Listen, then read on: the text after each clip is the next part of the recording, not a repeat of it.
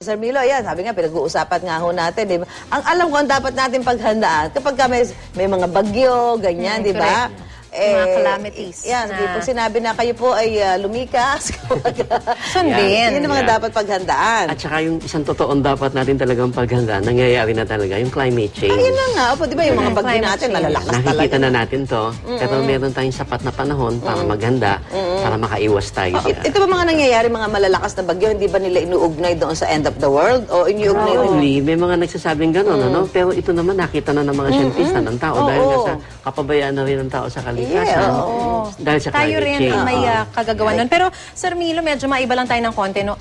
Very curious lang ako malaman, gaano ba kalaki yung kinalaman ng Hollywood dito sa mga diskusyon tungkol sa pagkagunaw ng mundo? Kasi, di ba sila yung unang nagpalabas, nag-interpret nitong Mayan calendar, hanggang sa marami na tayong napapanood, na I'm sure nakadagdag sa notion ng mga tao tungkol sa end of the world. Eh, talaga naman pagka nakita mo yung pelikulang yun, di ba? Halos in totality, magugunaw ang mundo. So, naisip-isip ko dalawang bagay. Kung talagang magkakatotoo yun, lahat tayo mamamatay. Eh, di wala na tayong problema. Wala na tayong iintindihin, di ba? Tapos na.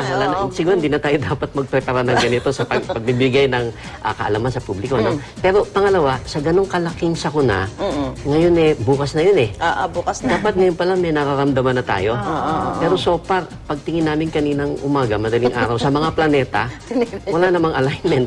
At masisiguro natin na walang solar flare. Walang solar flare. Masisiguro natin na hanggang sa matapos ng taon na to at susunod pang mga taon, walang ganitong indikasyon na sinasabi nila na magbibigay sa atin ng badya na padating na ang pagkagulo. Pero sa ano din yan talaga, may kinalaman nga yung mga pelikulang napapanood natin. Na yung iba naman, talagang mga ano lang naman, mga fiction lang naman, di ba? Para magandang mga elemento kasi yung mga ganyan. Halimbawa, may mga solar flare na apekto yung mga communication grid. Magandang elemento yan ng isang pelikula. Pero, again, sa ngayon, walang basehan yon para sabihing magugunaw at saka kung minsan yung pagpapalabas naman nila, sinusobrahan na.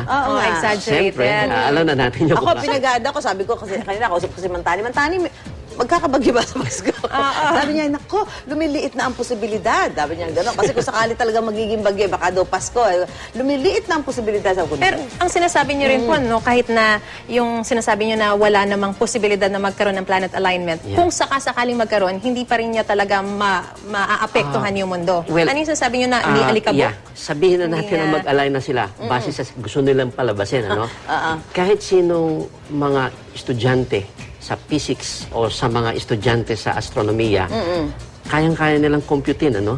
Na pagsama-samahin man lahat ng gravitational force, itong mga planeta na to against the Earth, ni hindi pa kayang salingin o paggalawin yung kahit na anong alikabok man lang o paperclip sa ibabaw na lamesa mo para maapektuhan tayo dito. Ang moon, ito yung talaga nakaka-apekto sa atin gravitationally. Ano lang nagiging epekto nito dahil sa lapit niya sa atin. Ano? Nagkakaroon lang tayo ng high tide, low tide. That's all. Wala na, no? Yun lang. Pero yung sinasabi ng planetary alignment, mathematically, i-compute mo, walang magiging kahit na anong dahilan. Sa huli naman, talagang Diyos lang makakaalam yan. Sa maikling pananalita, tuloy ang buhay. Maraming salamat po, Ginamira Dakanan ng Philippine Astronomical Society. Talagang wala makapagsasabi kung kailan ang tinatawag na end of the world. May kanya-kanya tayong paniniwala. Paalala lang po, wag basta-basta maniniwala. Ayan. At gaya nga na sinabi mo kanina, Diyos lang ang makakaalam. Kaya sa ngayon, mas ibayuhin pa natin yung ating pananampalataya. At sinabi, pag may bagyo, maghanda tayo.